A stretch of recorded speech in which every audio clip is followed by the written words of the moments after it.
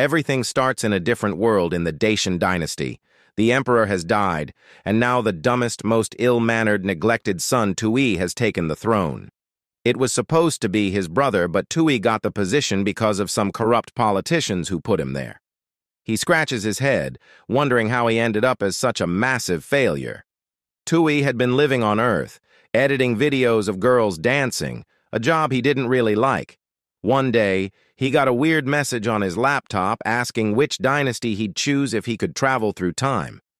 He thought it was a stupid question and just kept typing. Tui starts ranting about how terrible the past was. No discounts on anything, everything was harder, and you could catch a disease and die.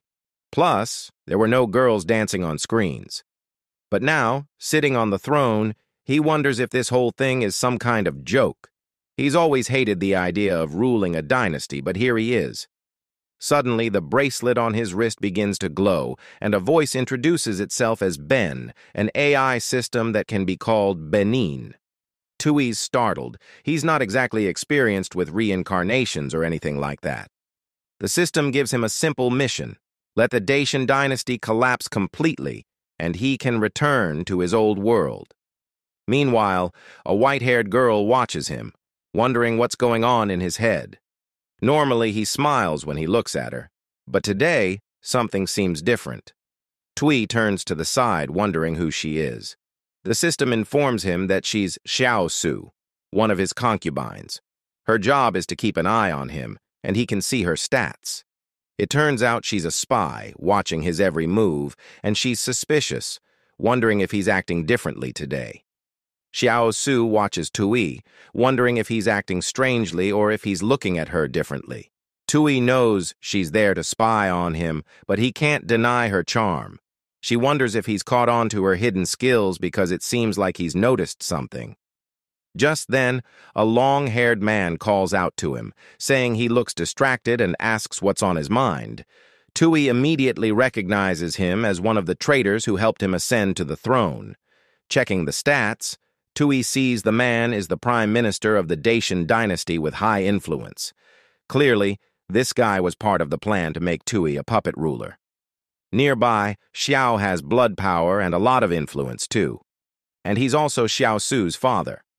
While the girl is trying to figure out why Tui's acting differently today, he's more focused on how powerful these guys are. Then, Xiao points out that Tui might be worried the throne won't be stable. Tui, however, surprises everyone by saying he actually wants the throne to be unstable and expects the whole country to fall apart soon. Xiao Su is impressed with how he handled her father's provocation.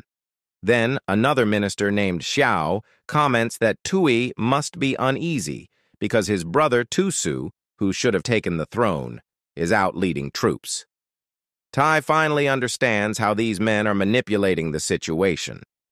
Xiao points out that they're breaking the law by putting Tui on the throne. He knocks on the emperor's coffin and says it's fine since the emperor can't harm him, but Tui's brother Tusu is a different story. The news of the emperor's death hasn't spread yet, so they need to act fast. Xiao shows the jade seal and says they need to use it to have Tui's brother killed, ensuring Tui keeps the throne. Tui realizes they want him to use the imperial seal to command the country to kill his brother so he can't lose the throne. Even as emperor, he'd just be a puppet for these two men.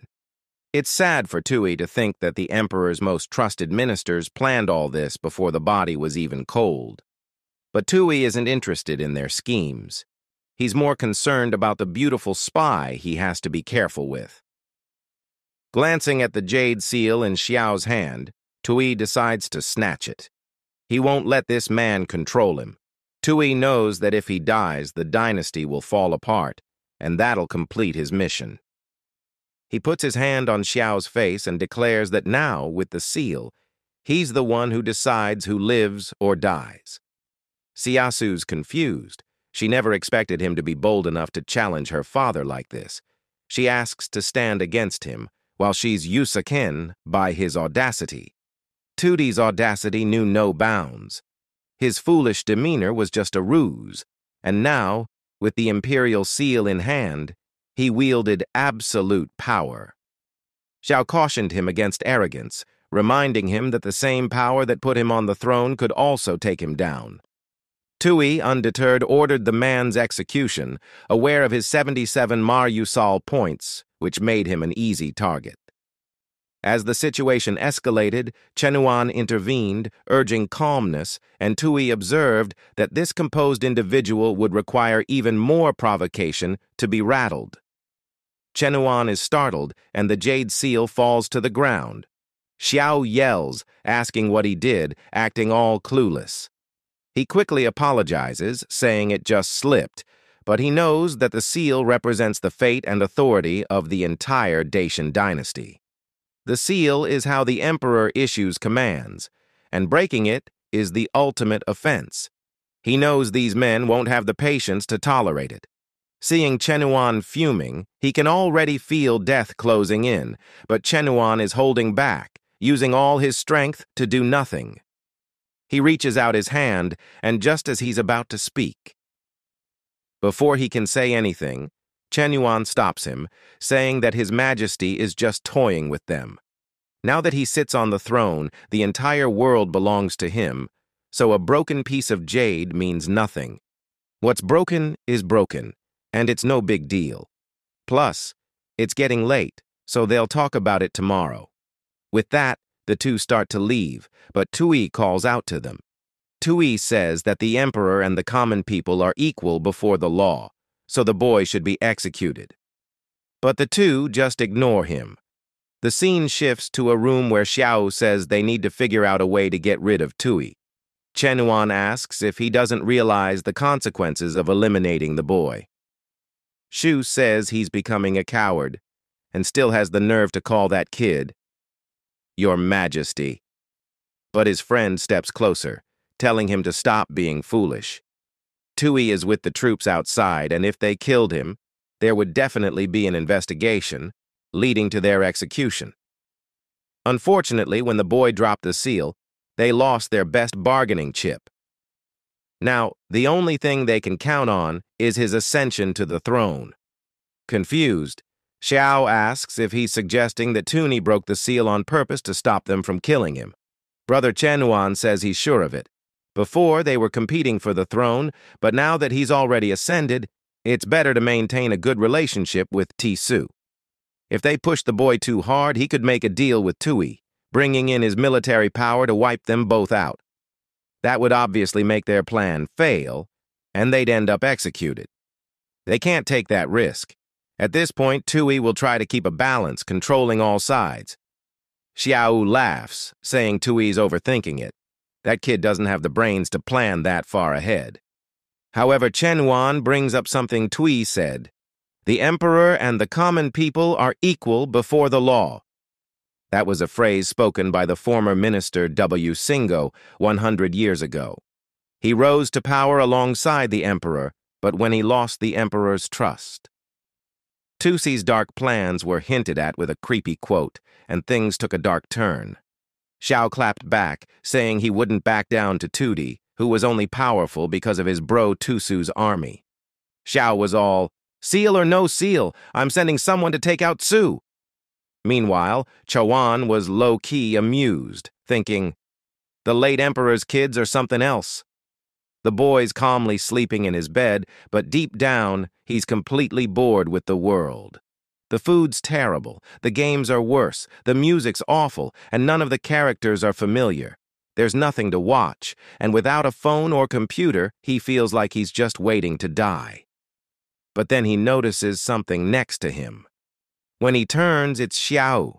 I'll just call her Yusa to avoid confusion with her father, Zi Xiao. She's blushing and says that as a servant, she must always stay close to him in his chambers. He pauses for a second, then immediately turns red, saying he takes back everything he said about this place. Some time passes, and it seems our boy has completely forgotten about video games and phones. At first, I thought he'd be one of those protagonists who just does nothing, but our guy is even stretching his back now. Then he notices the suspicious hairpin she's wearing and starts to think this might be the perfect way for him to get back to his world. Pouring a drink, he calls out, He says Xiao's name and asks if she's a spy sent by her father to stay by his side. Her expression changes instantly, and she mutters to herself that it's impossible. She's been exposed. A bit awkwardly, she asks what he's talking about and says she doesn't understand, but he just responds that he doesn't care about her connection with Zi Xiaozhu. Taking a sip of his drink, he turns away and says he knows very well she was placed beside him to keep an eye on him. He warns her that he actually loves this game they're playing, because being emperor without it would be way too boring. However, she's frightened, wondering how long he's known about this, and if the fact that he's revealing it now means he's tired of the game. He takes another sip of wine and says it's truly intoxicating, then collapses onto the table, pretending to faint. She feels like she's lost value to both him and her adoptive father. The only way for her to redeem herself now is to go through with this. Slowly she approaches, while he casually hums a little tune. But then, the system sends a message about a point objective. These points are based on the political, economic, military, and cultural contributions, as well as any other indicators of the Chan nation's success. Thinking this is finally her chance, Yusa slowly starts to remove her hairpin now that she's been exposed. Once the nation's total value drops below 0, the mission will be considered complete. At that moment, he starts with a total of 1,000 points. That's when the fool realizes that if he dies now, it doesn't mean the mission will be completed. The problem is she's already closing in, ready to strike his neck, and now he doesn't want to die in such a pointless way. The girl is sure she's being tested, but she can't miss this chance.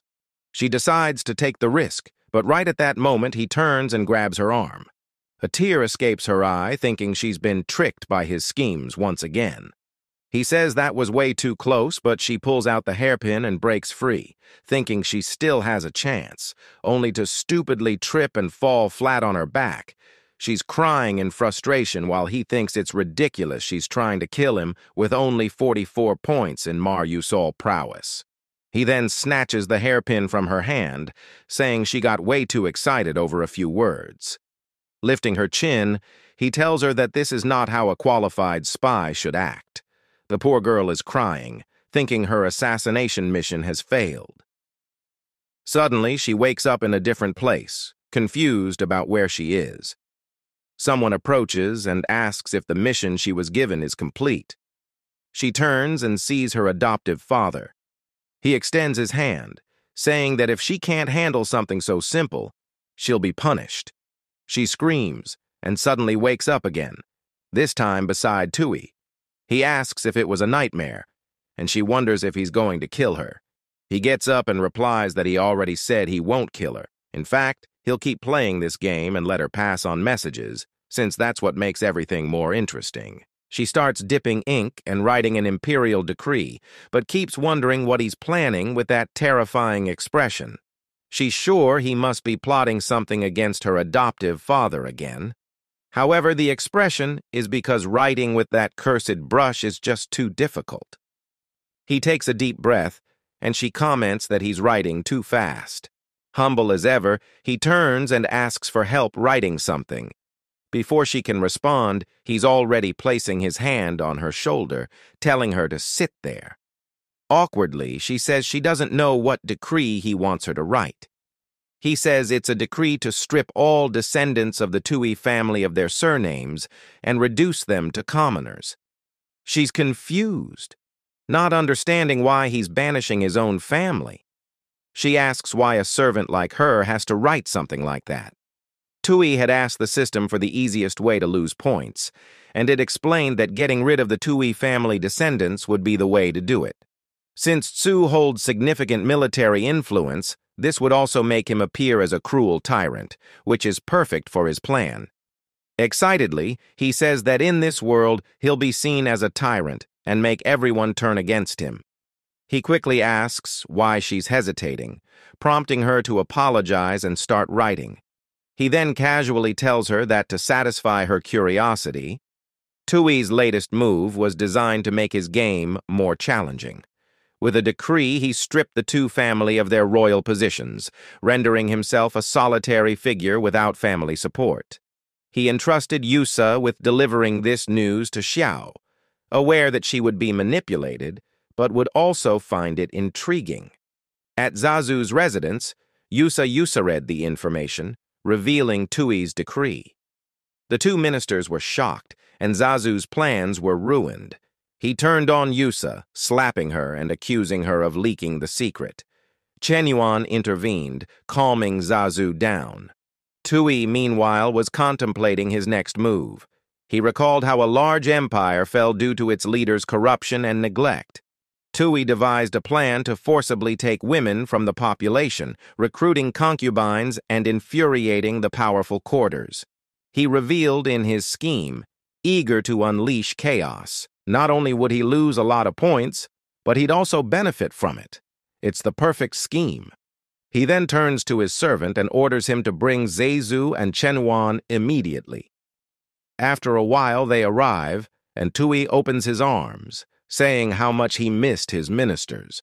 Chenuan greets him respectfully, but Zazu sits down and tells him he should start getting familiar with the court now that he's taken the throne. The chubby man is excited, thinking if he can turn the entire court against Tui, there's nothing the boy can do. Tui, however, thinks that holding such an important meeting seems like the right thing to do, which is exactly why he doesn't want to do it. He responds that it sounds like too much work, and since he just became emperor, he doesn't really know how to do it properly. That's why he relies on his two trustworthy ministers. Chenuan, realizing how clever the boy is.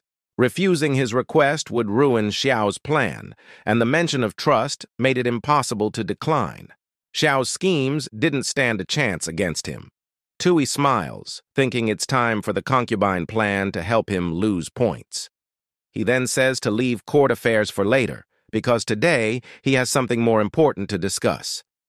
It's usameful for him, as emperor, to have only one concubine, so he's going to recruit countless beautiful women and expand the harem. Even Zuzu is impressed by how coldly the boy is making such a decision before his father's body is even cold. Chenuan, on the other hand, is trying to understand what the boy is calculating with this harem plan. Tui sits there smiling, saying this is an extremely important matter that must be resolved quickly. Seeing the ministers' faces, he knows the points will soon start dropping. Zuzu agrees, but mentions that searching for women across the world would take too long. Tui replies that they'll start today, but only within the capital. The chubby man is confused as to why Tui is being so impatient, while Chenuan suspects that mentioning the capital means the boy's real objective lies there. Suddenly, Tui strokes his chin and says he has an idea that will save a lot of time and effort. They'll start by selecting women related to the court ministers. Immediately, Chenuan is shocked. Zazu commented that if Tui was truly foolish, his focus on expanding his harem would be his downfall. However, Chenuan abruptly snapped, warning that underestimating Tui would lead to their family's execution. After composing himself, Chenuan apologized and explained that Tui's harem plan was a deliberate strategy. Chenuan pointed out that Tui's absence from the court meeting indicated he was aware of Xiao's intentions. Zuo argued that their plan was devised just before entering, making it impossible for Tui to know. Chenuan countered that this only demonstrated Tui's advanced planning. Chenuan revealed that Tui's strategy was to control the court through marriage alliances by taking women from the seers' families. This would render both Zazu and Chenuan powerless. When asked what to do, Chenuan smiled, suggesting they help Tui expand the two-family bloodline, giving him the perfect opportunity to fulfill his desire. A few days later, inside the Imperial Hall, Chenuan informs Tui that all his family members have lost their royal status, except for his brother, who is still outside. The prince doesn't care about that for now and says they can discuss it later. He's more interested in the selection of women. Chenuan reports that the ministers did everything they could to fulfill his command, though time was limited. Tui claps his hands, signaling for the curtain to be drawn. It reveals a legion of women lined up before him. Tui is visibly excited, even drooling, as he exclaims that this is truly paradise. The women all begin to pay their respects to him, and Tui, with a mischievous look, sneaks up behind Chenyuan and asks if any of the concubines enjoy combat behind closed doors. Chenyuan is confused and doesn't quite understand what Tui means. Tui finds it odd, but he figures that even if Chenyuan doesn't grasp the words, the context should make it clear. Meanwhile, Chenyuan, standing nearby, starts to wonder if the prince is beginning to suspect something among the concubines. Tui had gathered women from influential families, except for two notable exceptions: Fantu, dressed in red, and Yusa, in purple. These two women hailed from families that had offended the emperor a decade ago, resulting in their execution. However, Xuan had saved the girls and kept their identities hidden, raising them as his own. They inherited their family's unique talents, making them valuable pawns. In a private meeting, Chenyuan revealed to Fantu and Yusa that the emperor responsible for their family's demise had passed away. He asked if they still harbored resentment, and they expressed their willingness to seek vengeance. Tui saw an opportunity to place them beside the prince without arousing suspicion. Tui noticed Fantu and Yusa's distinct physical characteristics, but Chenyuan grew anxious, wondering if Tui had discovered their secrets. The system had revealed their talents, and Chenyuan knew that Yusa, who was adopted by Tian, intended to kill him and destroy the nation. Tui, reflecting on Chenyuan's clever move, acknowledges that the two women, Fantu and Yusa, are like snakes and scorpions, placed right next to the tyrant, and will likely help bring down the country. He approaches them, smiling, and asks for their names. One of the girls introduces herself, and Tui comments that Yusa seems nervous. Chenyuan is dripping in sweat, worried her introverted nature might expose her true intentions. Tui, trying to put her at ease, gently lifts her chin and reassures her that he's calm and approachable. He continues to tease her until Yusa, overwhelmed, suddenly collapses, seemingly fainting. What the system had failed to mention is that Yusa has difficulty controlling her emotions when touched, and her fainting was purely out of embarrassment. Tui is taken aback, and Chenyuan looks terrified. This was not how he had planned to impress the prince. Tui, still intrigued, lifts her into his arms and comments that he likes women who can't handle a little touch, pleased with Chenyuan's choices, despite the awkward turn of events. Meanwhile, Fantu silently observes, thinking the tyrant is a pervert. Chenyuan, sweating, apologizes, admitting it was a mistake to include Yusa in the selection, and he offers to remove her immediately. But Tui brushes this off, calmly deciding that Yusa would serve him in bed tonight. Fantu, standing by, silently vows that Tui will pay for this soon. Tui glances at the two women, Fantu and Yusa, and wonders why they seem oddly pleased. He jokes to himself, thinking maybe they're eager to serve him tonight. Without wasting any time, he declares that the three of them will join him. The scene shifts to Tui's bedroom, where he observes the two women. He comments on how stunning they are compared to the other palace beauties, but then he recalls that the system had warned him about their true intentions. They're getting closer to him with the goal of destroying the country. Tui finds this perfect, though, because their strong attributes, having been trained by Tianan, are precisely what he needs. The only problem is that Tui only knows their basic information, leaving him uncertain about what other secrets they may hold. Tui is still unsure of what their true abilities are, and whether they can actually contribute to his plans of toppling the kingdom. Fantu, feeling the pressure, glances back at Tui, wondering what's going through his mind. Both she and Yusa exchange a glance, resolute in their determination to sacrifice themselves for their cause. They expect Tui will use every method to force them into submission and humiliate them along the way. But then, Tui suddenly declares that the time has come. Yet, instead of acting, He simply stands there staring, making Fantu even more anxious. The fact that he specifically asked for both of them only adds to the suspicion. They remember Chamu's words about hiding their identities and how they were prepared for this moment, but they know they must tread carefully. Tui isn't someone who can be easily fooled by mere beauty. In addition to his calculating nature, Tui also has Yusa, who is not only an ally, but also a rival. If they're going to gain his trust, they'll need to show they're more than just pretty faces. Tui steps closer, asking again if they have any special talents or abilities, clearly pressing them to reveal what they're truly capable of. This is the moment they've been waiting for. Yusa confidently lists her wide array of skills, from stargazing and script analysis to medicine, alchemy, and even more intimate skills behind closed doors.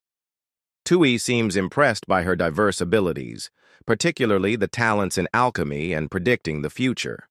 However, Fantu can't help but find it ironic that Yusa would mention the intimate skills after fainting from a simple touch earlier. Tui's attention now shifts to Fantu. He can tell from her silence and her eyes that there's more to her than meets the eye.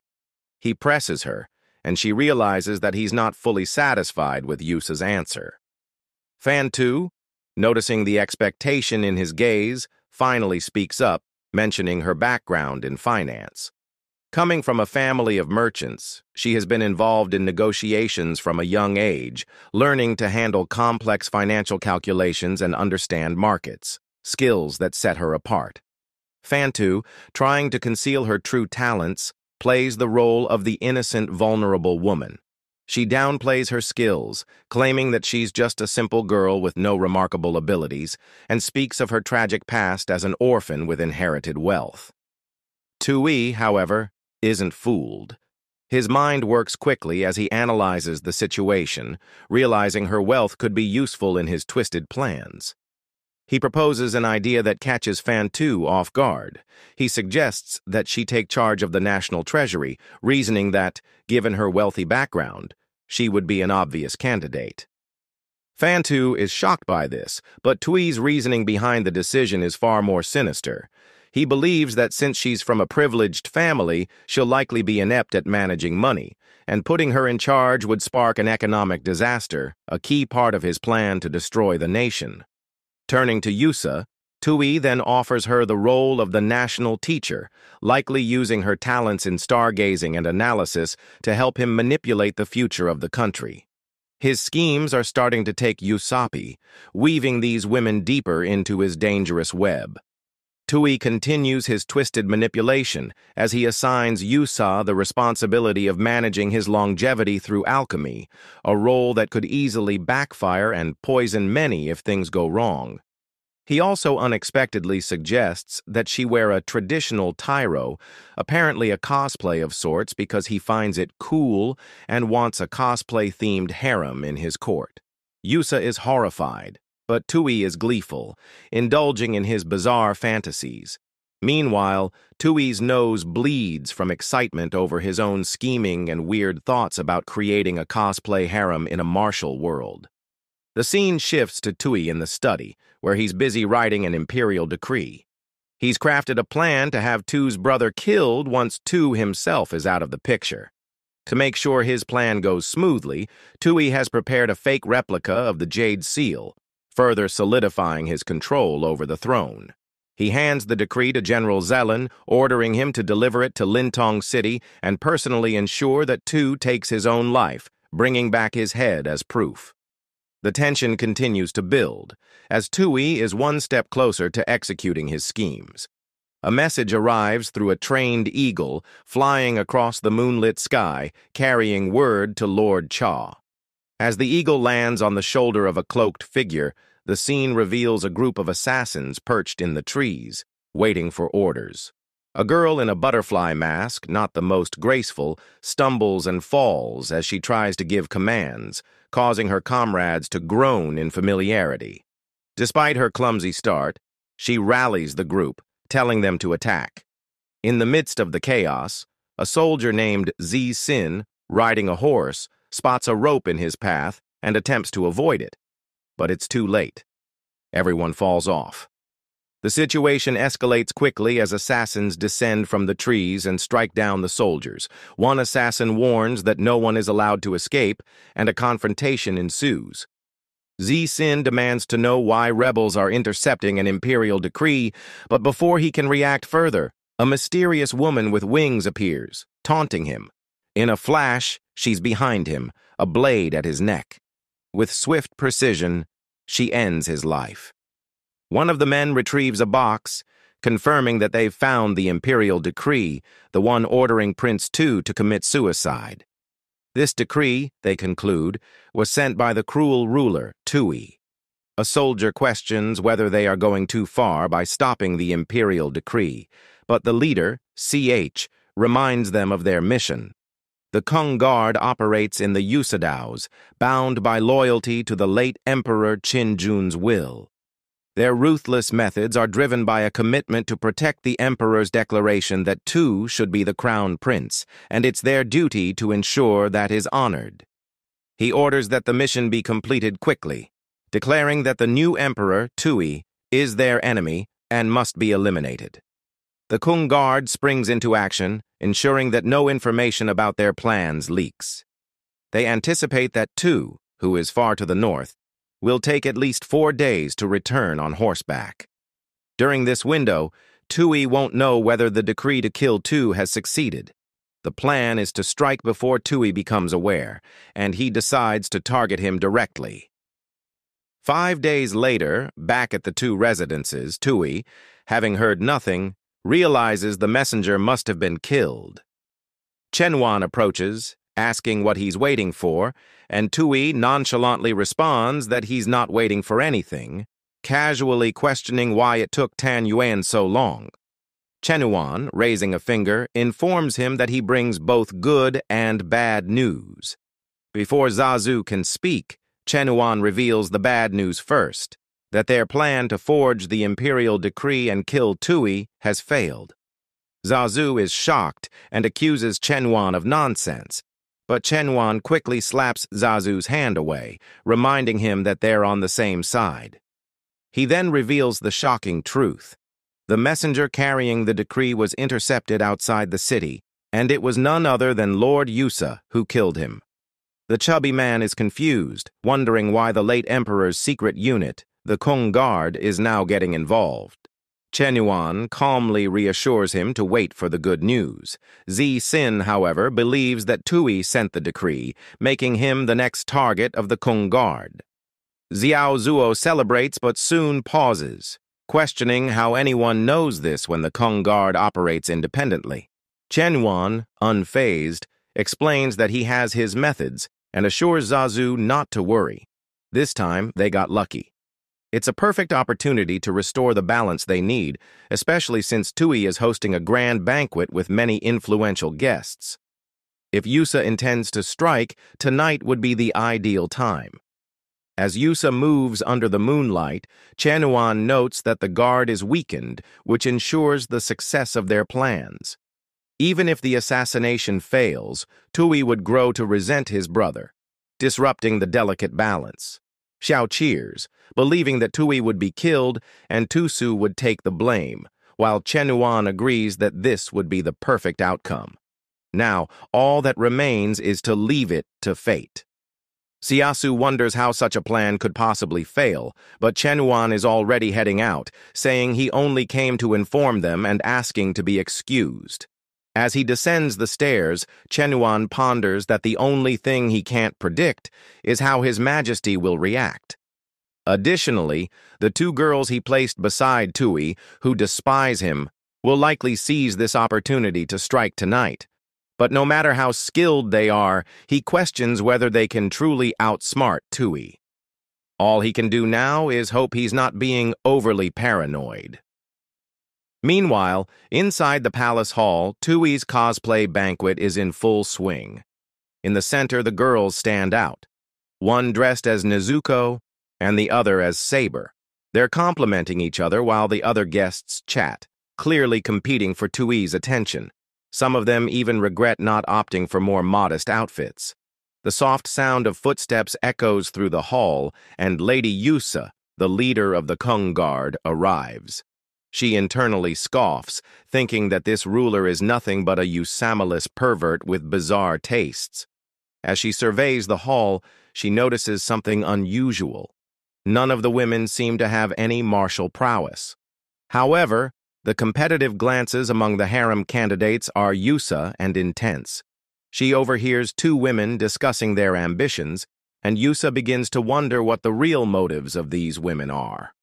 Whispering to herself, one woman in green remarks that wearing such revealing clothes must mean Yusa is full of ambition. She compliments Yusa's outfit, calling it creative, but she thinks that in this harem competition, family background is what truly matters. Despite her irritation with the other women, she holds herself back, knowing her target lies elsewhere. Suddenly, the crowd cheers as His Majesty makes his entrance. Tui steps into the hall in style, with the girls in cosplay not being Yusa and Tsuo, but other competitors. He blows a kiss to the room, declaring his love for all of them. The girls respond enthusiastically, but Tui quickly picks up on something strange.